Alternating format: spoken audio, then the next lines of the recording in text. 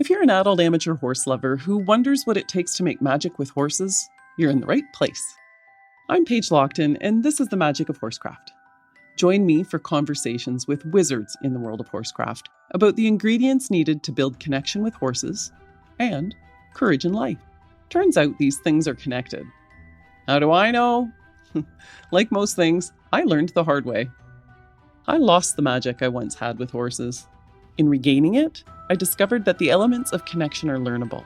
Whether you ride your horses forwards, backwards, or sideways, stick around for stories that show us how we are the same and that anything is possible. Take a chance. Welcome. Today's guest is Lesley Grant-Law. And before you get to meet her, I'm going to tell you a little bit of a story. I've known Lesley since she was nearly 16, and I know if you know her, you would love her. At 16 years old, she was just an up-and-coming rider in the sport, and I was already just establishing myself, and I had a horse to sell.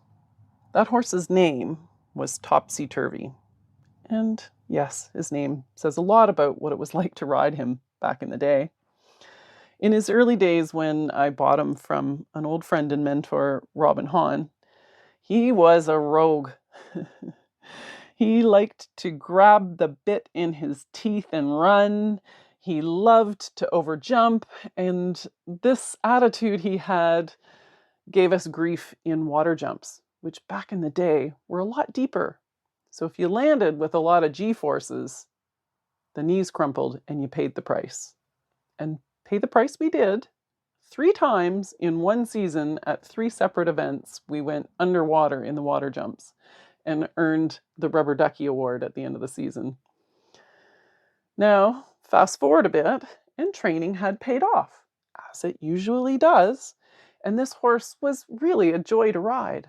And it was his future to be a trainer, to show the ropes to some other up-and-coming rider, a young rider or an adult amateur, but he had a reputation. But at the time Lesley was an up-and-coming rider, she hadn't spent very long in the sport and was gutsy and determined, and she wasn't born with horsey parents or boatloads of feel. Feel is sort of what we use in the horse world to describe natural talent. And yet she would put herself out there and was making her way up through the Young Rider program. And I knew that if I put Lesley on board and they did well, that I'd be able to sell the horse. She was game to do anything. And she took the horse on. We were meant to be able to get permission to downgrade him because the horse was showing just below the international level at the intermediate level. At the last minute, they wouldn't downgrade him, but she was plucky and she was well coached by her old coach, mentor, and friend, Gary Rogue, and away she went, and they did well, of course. They did well, they placed. She was beautifully full of gratitude for the opportunity to ride this horse and show it and get lessons on it. And she wrote me about a 7-page foolscap letter, handwritten with pictures and descriptions of every single jump on course. Today, she's a lot more grown up, but still full of that beautiful gratitude and grit. And in the meantime, she has earned her way up the ladder of Canadian eventing. She's been short or long listed for the Canadian team 8 times. She was a reserve rider for the Pan Am team twice. And she came so close to representing Canada in Beijing in one of those heartbreaking moments where at the very last minute, her horse came up limping. He was lame. Lesley is now married to Lesley Law, a rider from Great Britain, who came over to the Americas to marry the woman of his dreams. And together, they have a family, a 12-year-old son, Liam, and they run a business, Law Eventing. And I was there recently, very lucky to spend 2 weeks with them in Florida, in Ocala, at their family farm, witnessing what they do day in and day out to achieve success. What I witnessed was really a beautiful thing to be a part of. They operate with integrity and honesty and are just who they are with everyone. Their owners. If you don't know horses, that comes out weird. Their owners. The people that own the horses that they compete at the upper levels. The girls in the barn who work for them. The students who come for lessons. The guy who fixes the air conditioning. Everybody's treated the same. And I spoke to a couple of the owners of their horses who were just so thrilled to be a part of their team. And I wanted to share with you a bit more about Lesley's story and to bash down some assumptions. I'm presenting her as the bulletproof bitch from eventing, or one of the bulletproof bitches in eventing. But you'll come to know that no one is entirely bulletproof and learn a little bit more about her in our interview. In the world of horsecraft, where top riders look like veritable magicians, Lesley was born very much a muggle. Now she stands shoulder to shoulder with the best, a wizard in her own right. And she and her husband are looked to as leaders in the sport and help give others a leg up in their journey with horses. How did she do it?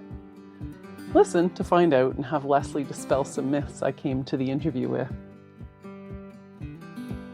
Today I'm interviewing Lesley Grant-Law, one of my favorite bulletproof bitches in the sport of eventing, a crazy sport that's the ultimate test of horse and rider. I chose her for a few reasons. One, she's dedicated her life to becoming the best she can be and surrounds herself with what it takes to do that.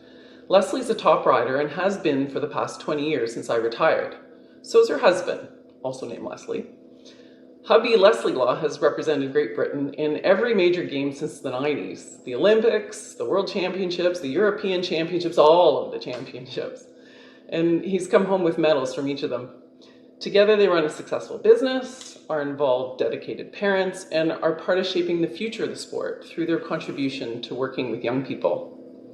So obviously we've established credibility through their longevity and accomplishments in sport, but I want to talk to Lesley in particular for a few other reasons, which we'll unpack as we go along. The most important to me is the uncompromising candor that Lesley is famous for. There will be no beating around the bushes, no blowing smoke, and no bullshit here today, ladies and gentlemen. If you want to be coddled, you need to go somewhere else. But if you want to know what it takes to be resilient and to stay on top in the sport of kings, listen in as she shoots down some of my assumptions and sets me straight. Lesley, thank you for taking the time to do this today. I sure appreciate it. Thank you so much. I'm so excited that you want to talk to me. So, looking at your life from the outside as mere muggles in a sport where magicians seem to do impossible things with horses, I think sometimes we put people like you and your husband up on pedestals. We imagine what it must be like and what it must take to do what you do, and we often make all kinds of unhelpful assumptions. First of all, I think we assume you must be different and must be born of some kind of magic to grease the wheels that we don't have. Like money, right? You and Les were obviously born with silver spoons in your gorgeous mouths and have gobs of money thrown at you since childhood, right? No, not exactly. I mean, Lesley for sure was not. I mean, it's widely known that, I mean, he grew up with two very amazing, hardworking parents, but I mean, they were blue collar workers, you know, they were farmers for part of their life and drove mobile homes for part of their life, and he grew up in council housing for part of his life, and so that is certainly not the case for them, and absolutely his parents did very well for themselves in the end and owned a very nice little farm themselves, but they worked their whole lives to do that, and that's how Lesley was raised. And myself, I grew up probably in a more affluent family than Lesley, but whereas, you know, they were city folk and they were not animal people and they were not horse people, and that was not part of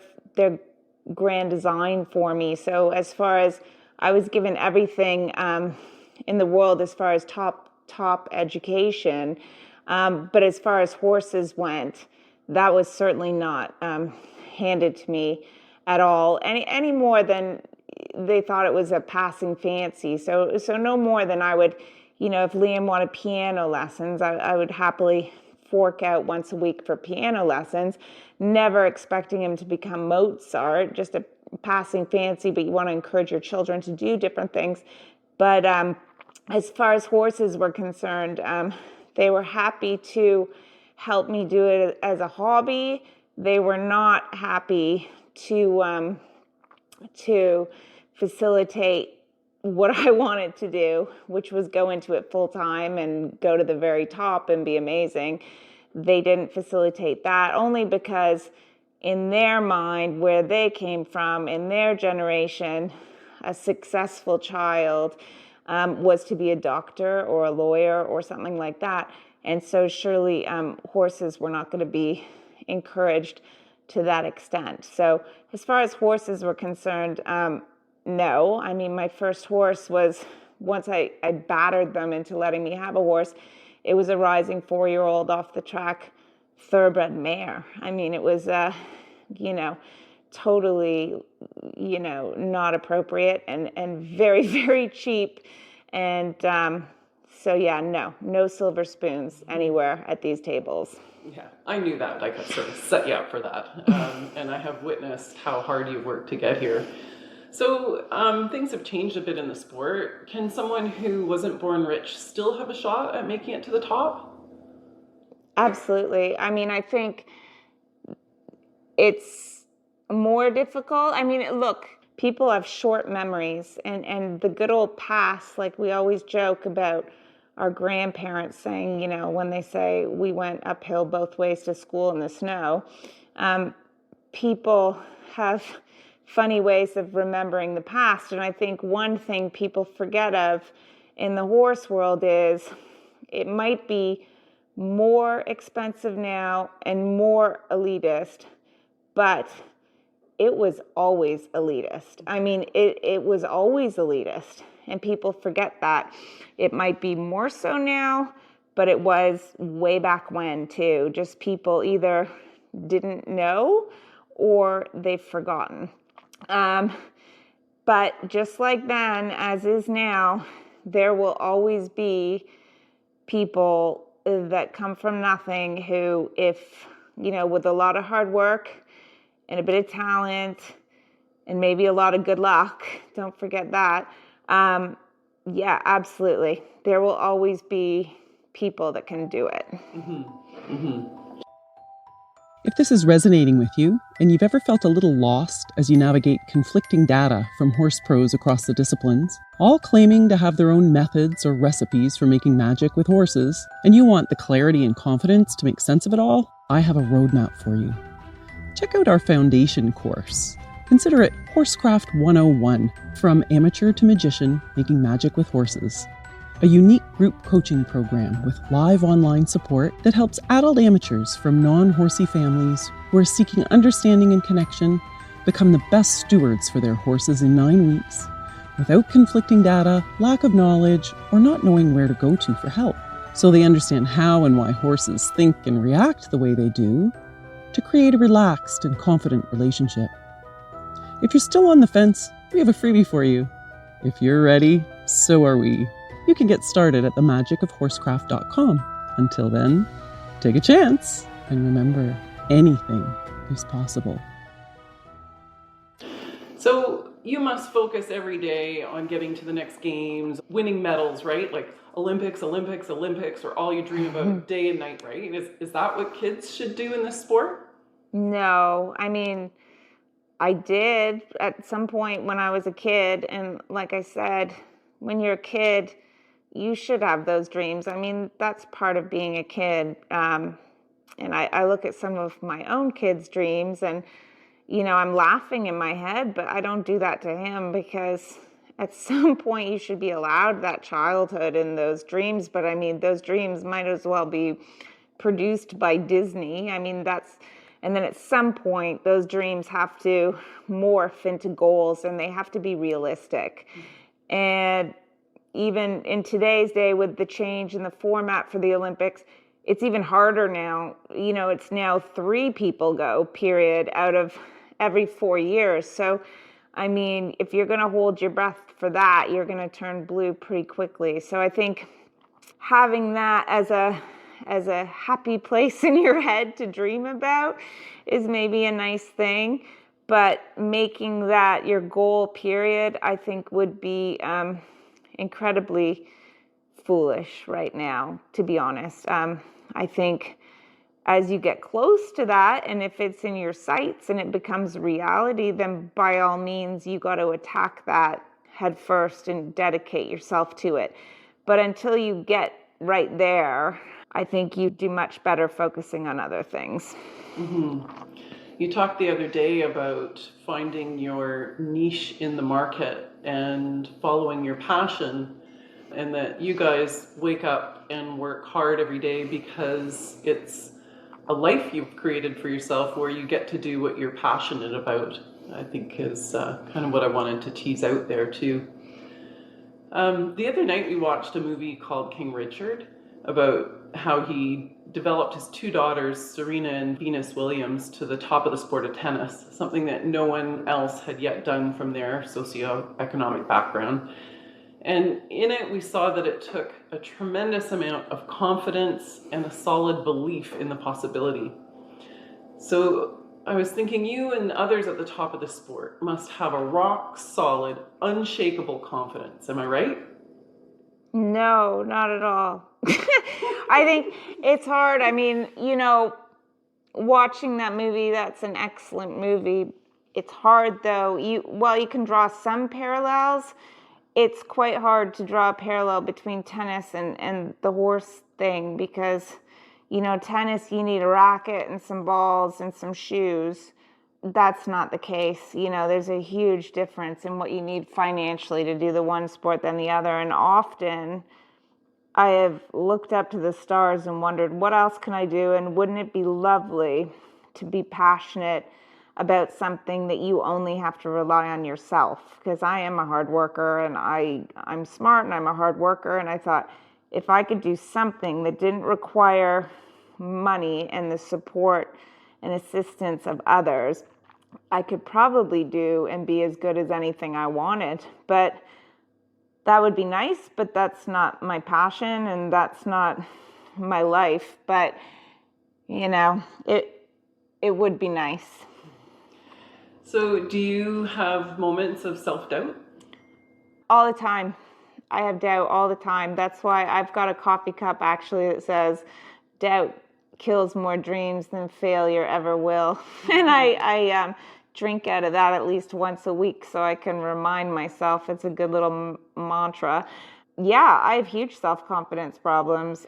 It's a double-edged sword if you want to be good at something, because if you really, really want to get good at something, then you have to have a little bit of the idea that you're never good enough, because that is what will fuel you to get better and to learn more and to be a scholar of your sport or whatever it is. So you have to have a little bit of that in you, that I need to be, always, I'm not good enough. And that's what will drive you to get better. But the double-edged sword bit is, if you let the not good enough part take over, then that can destroy you as well. So it's a very fine line all the time of balancing, I'm not good enough, I want to be better, and balancing that with, yeah, but I'm better than most, and I've got to be confident about that. So I think it's always a fine line, and I'm sure for most people that's the case. I'm sure there's some very lucky, super arrogant people out there, and I'm jealous of them, because sometimes I think I wish that was me, because I think things would be easier. I have to work a lot on my brain, to be honest. It's a double-edged sword, really. It's a confidence game for sure. Now I wonder, in other sports we see tremendous egos, like track stars and that sort of thing. And I think there's a difference between ego and confidence. What happens when ego runs the show in this sport? Have you ever witnessed it? Well, I think, too, the interesting thing, like I've heard you speak to before as well, is some of those people, like you say, are masking. Some of those people that come across as very arrogant are probably actually very scared. And that is their way of dealing with it. I think for me, when I have issues, I'm just very quiet. That's how I deal with things. Some people probably are boisterous and arrogant, but they're actually probably as scared might not be the right word, but as struggling with confidence as I am, or worse, and then that's just their way of masking it and trying to fool themselves. But I think that's part of it. And unless you really knew someone, you wouldn't know. And I think as far as ego, there's not much room in horses for ego, because the one thing about horses and the horse sport is it doesn't discriminate. And no matter how much money you have or how good you are, bad things happen to everybody. And it's just a matter of time. And that's sport as well, right? Like any sport, that's what makes sport exciting, is even, the best golfer, the best tennis player in the world can lose on any given day. Whether it's their fault or whether it's just bad luck or whatever, or their circumstances are different than someone that played earlier in the day or late in the day. I mean, that is what makes sport exciting.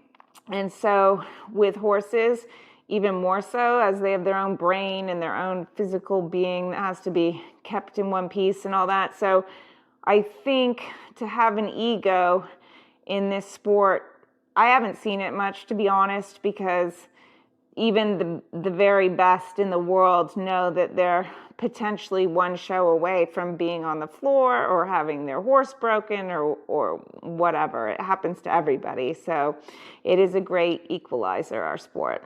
Definitely. So the other thing that strikes me in this crazy sport where you gallop madly over hill and dale, jumping over whatever crazy obstacles get in your way, is that you must be bulletproof. I mean, absolutely fearless, right? No, I've got a lot of scars. I've taken bullets. Like I just said, I mean, the sport takes everybody. At some point, it takes everybody, and I'm not bulletproof physically or mentally. I think, especially at the big events, everybody's scared. I think it's a matter of perspective. I did one kind of podcast thing where people could call in and ask for questions, and these amateur ladies were like, I saw you at the event on the weekend and you're so calm and it's so easy and you never sweat and it looks great.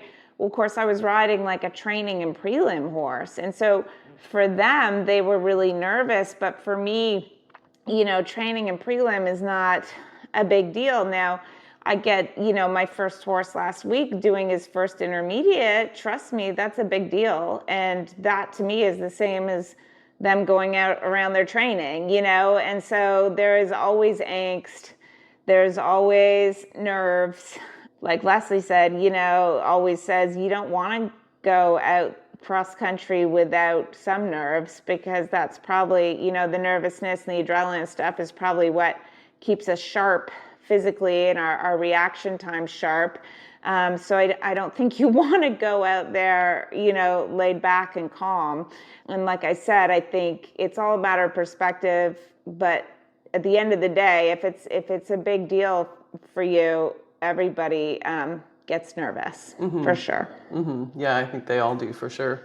Okay, so you weren't born bulletproof and fearless, but you were born with a gift, right? Like dipped in the magic sauce at birth, gifted with natural born feel? No, not at all. I think actually and I'm not sure I was born with it, but if I have a gift, it's in being stubborn.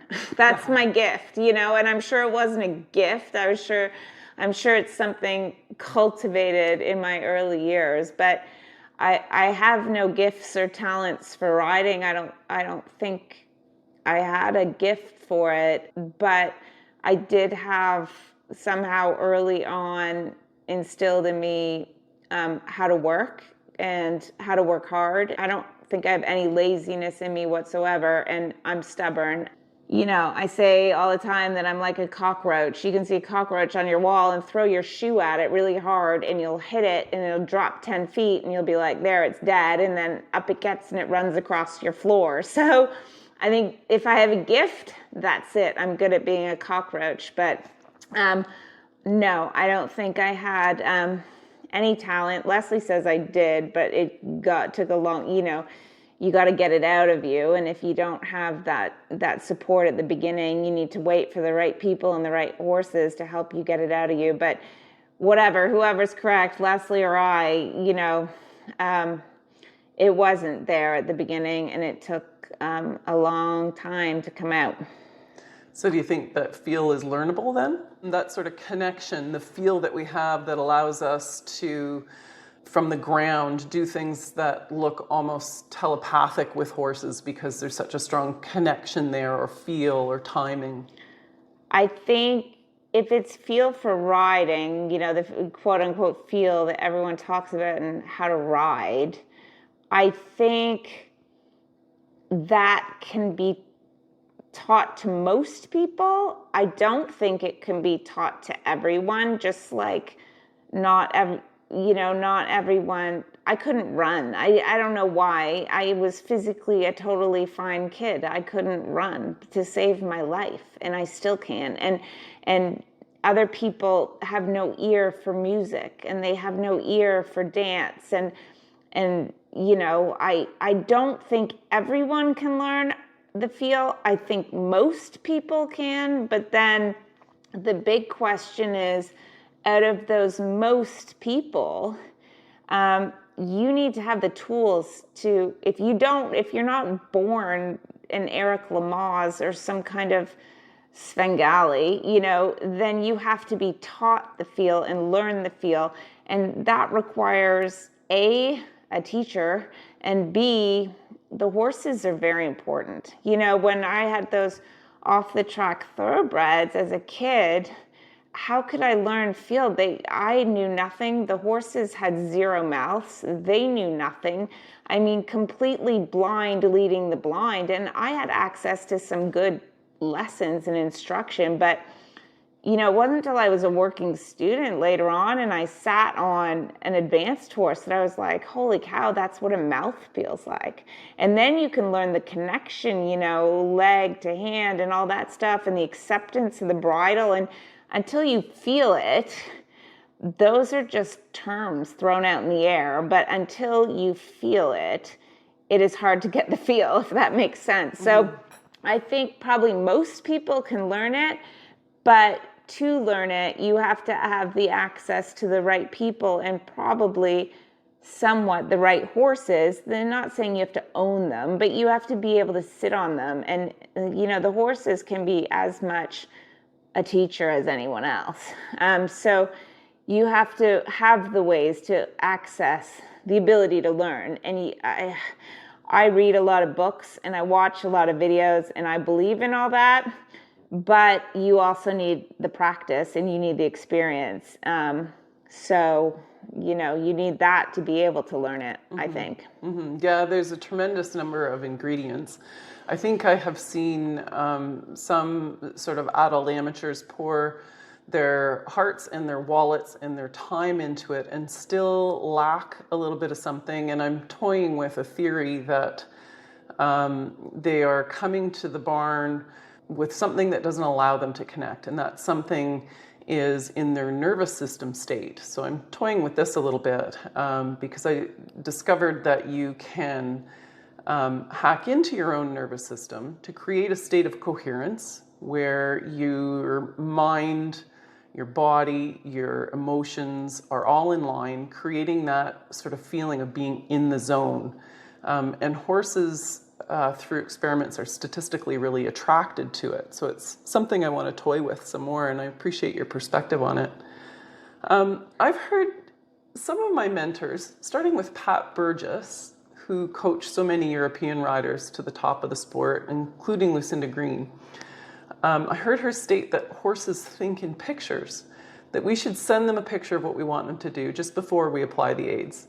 Do you think they can? Is this something that you think they can do? And is visualization a tool you use? Yes, I use that. I mean, I go through my courses a few times in my head. I mean, if I walk them one day, I'll sat in the bath or the shower, I'll go through my courses and I picture every fence, and especially if I have a few different courses, to remember them all is important. So I'll go through them a number of times in my head, and sometimes the wolves will creep in, like we said about the confidence stuff, and I can, easily imagine everything that can go wrong everywhere, and I literally have to scream at myself, and I'll start at the beginning again, and I'll make myself do those courses until the wolves stop coming in and showing me what could go wrong, and I only see how I want to do it right.